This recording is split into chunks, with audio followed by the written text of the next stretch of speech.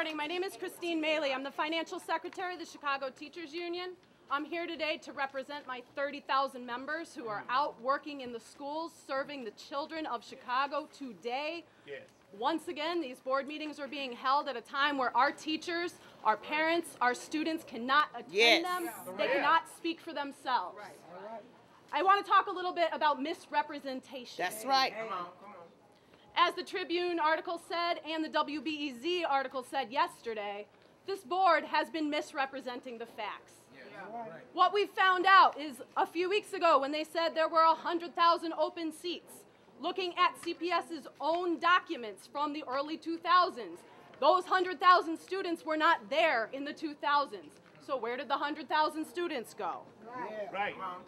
Utilization cost. They say that they're going to save between, in this unpublished document, they say they're going to save between $140 million and $675 million on school closings. But on the other side of that same paper, they say that it might cost up to $550 million to close these schools. Yeah. Is this to save money, or is this to start a new plan?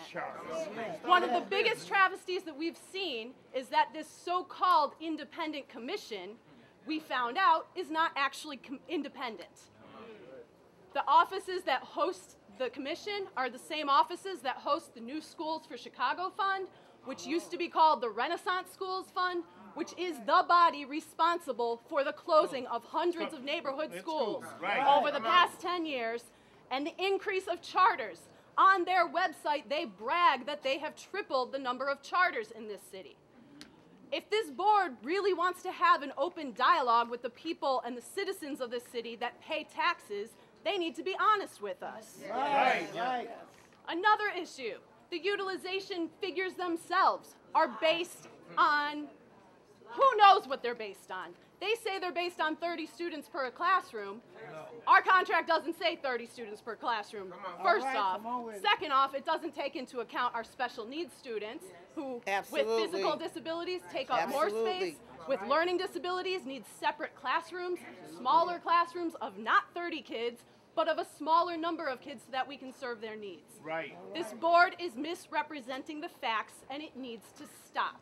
They do not have a clear plan, and until they have a clear plan, we should not be discussing opening more charter schools and closing more neighborhood schools. We have been calling relentlessly for a conversation with the mayor, which he has refused repeatedly, to the point of folk being arrested just for the citizens of this city to speak with the mayor that they elected. However, rich fat cats like Bruce Richy-Rich Rauner, who lives in Winnetka, has this unfettered access to the mayor that was elected by the citizens of the Chicago, which he has refused to talk to. So, having no other recourse, we are forced to demand action. We are forced to call the people into account. We are forced to organize the people around the issue of school closings.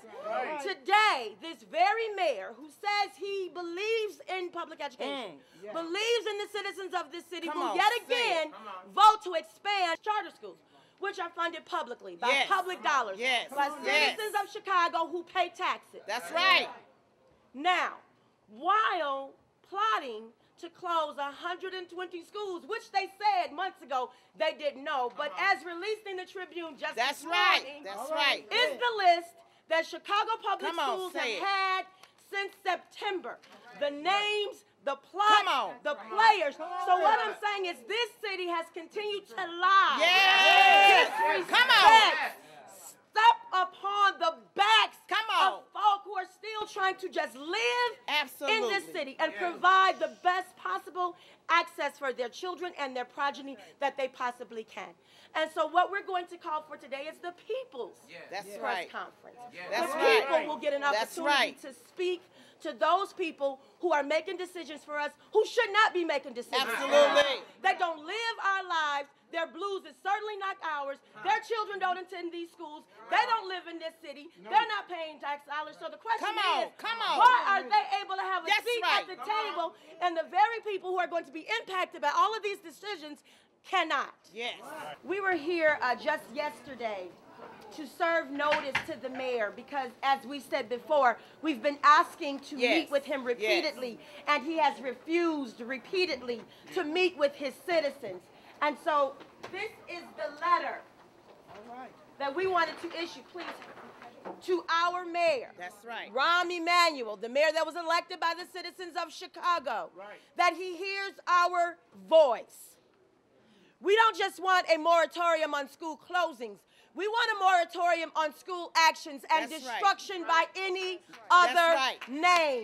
Turnaround schools, ASL, consolidation, phase out, whatever new trick, scheme, gimmick that you guys collaborate and come up with, we want you to cease and desist right now.